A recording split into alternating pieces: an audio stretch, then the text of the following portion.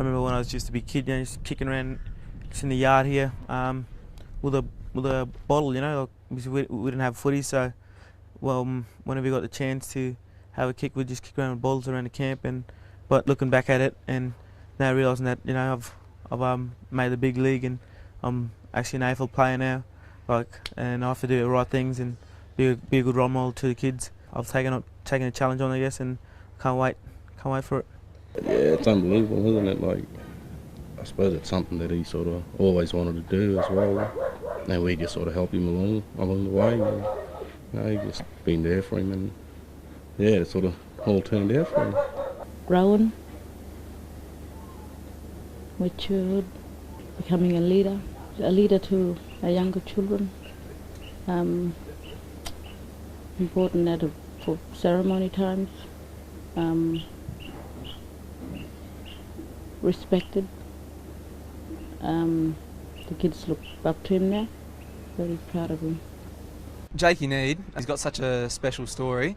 Obviously, coming from such a small community in the middle of Australia, it's such a big thing for someone of his situation. He was born and raised here in Elliot, Alice Springs and Darwin, and it's just smack bang in the middle, so it's just middle of nowhere. He lived here for until year 9.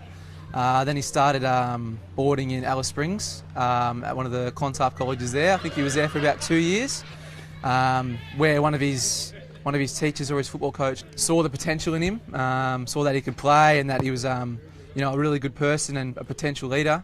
So he recommended him go to Ballarat in Melbourne to further enhance his leadership skills and his learning and his footy. And he went there from year 11 till 12. We didn't have a high school here, or so you had to sort of send your kid away to either Darwin or Alice or wherever, because they didn't have a grade 8 so it's more or less high school. Jake first came to Urara College in Alice Springs in 2007. I'm with the Clontarf Foundation. It's an academy where we use football as a vehicle to help further engage Indigenous teenage boys and men into education. Jake came to our college in that year, and he was very quickly identified as someone with a keen interest in footy, and obviously from a very early age he displayed a great capacity. Quick, big jump. Good jump. Handball back. When I first started off, I just wanted to play with some friends, mates, and families, just having them, just kick and catch with them every weekend, I guess. But then it started getting serious when I made NT, and then my first All-Australian, and I thought, I'm doing this for fun. If I can actually knuckle down and do something and actually concentrate on this and get more determination on this, I could probably go that bit further, and maybe I can get drafted at it too if I can. So so I've just tried that, and then as I was growing up, I just realised that footy's not all about. It's not all about footy.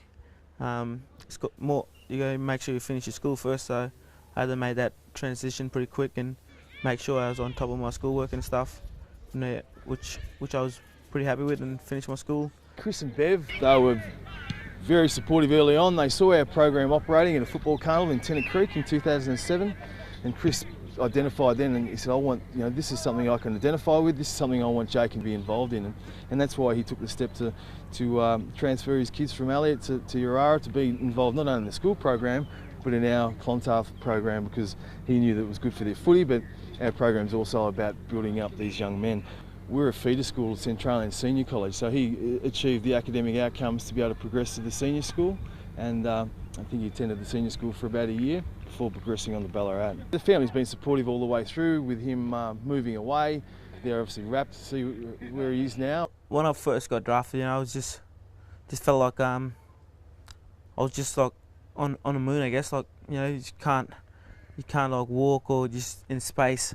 I think that's the feeling that every AFL player, but I felt before they got drafted. But it's one of the best thing that ever happened to me, and then taking a big step into transferring from playing TAC Cup into AFL was another huge step. Like I had to change a few things just to get myself right for the AFL pre-season NAB Cup games. Coming from Elliot, living here till year 9, you wouldn't, expect an AFL player to do it, but he's done it, which is really good, and he can be a role model for, communities everywhere. So his story is, really, really special. He was quiet when he first came, but he's almost taken on the jokester role at the club. Everyone just thinks he's hilarious. He's real funny, real cheeky, and everyone loves him, and the crowd loves him as well. He's going to be, he's going to draw people to the game for a while to come with his exciting footy. So, yeah, he's settled in really well, and he's loving it. You're moving down from, you come from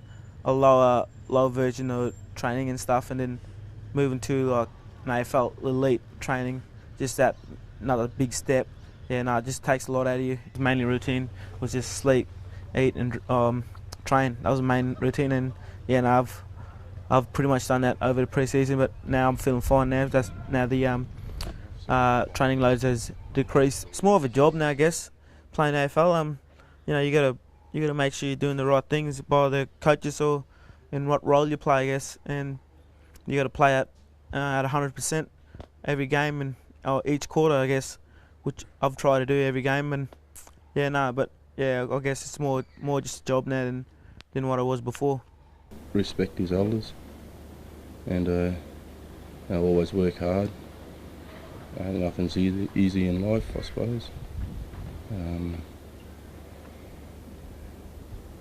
If you really want to get somewhere and do something, it's really up to you. But he's probably one of the well-respected young fellas in town at the moment. So the banana is kicked like this, so kicking it on the inside of your foot, but the tech side's kicking it from the outside of your foot. So go like. You want to spin it, curve it the other way? Yep, so it's just the opposite way of a banana. Bigger brother to everyone, I guess, to like all the younger kids, and showing them how, like, teaching them how to respect the elders and how listen to the elders and make sure like that they're doing the right things, and whether it be in class or at training or something, so it's just making sure that they don't do anything stupid like stealing or anything like that. He's such a role model to the students here. They all know him, they're all related to him in some way, so it's just fantastic. Every time I come home though, I'll still get reminded of where I come from and what skin group I've come from, and what tribe I've actually come from too as well, and that's sort of with my family and that still around and still pretty remote, sort of helps me as well.